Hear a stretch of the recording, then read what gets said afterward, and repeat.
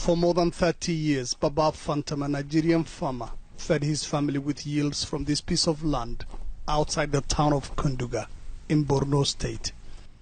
He hasn't planted any crops for the past 7 years though. When Boko Haram fighters took control of the town, Baba Phantom and his family were forced to run for their lives. Kunduga is now under government control, and Baba Phantom, like most of its residents, has just got back here. I'm so happy to be farming. I hated being in the camp and depending on others.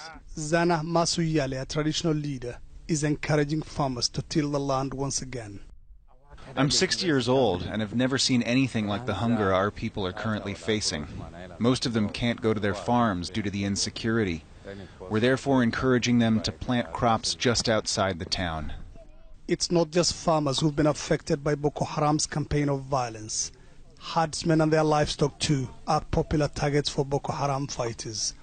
Thousands of displaced nomads live in this IDP camp on the edge of Kunduga. Most of them have lost their livestock in the conflict.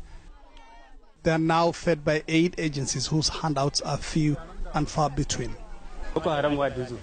Boko Haram attacked our village and took away our cattle. We have no food on the most days. We are not used to this life. They're not safe here either. They say they can't venture more than a kilometer out of the camp. Anything beyond that is still Boko Haram territory.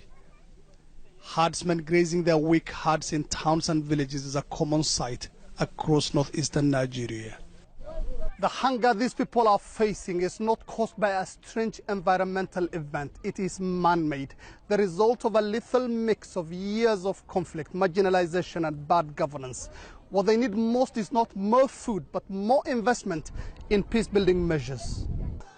The effects of the famine in northern Nigeria are laid bare in this Doctors Without Borders feeding center for children in the nearby city of Maiduguri.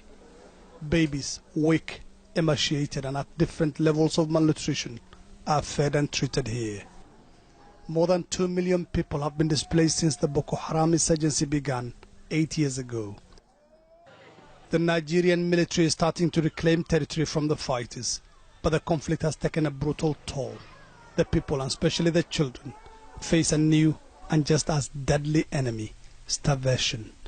Mohammed Ado, Al Jazeera, Kunduga in northeastern Nigeria.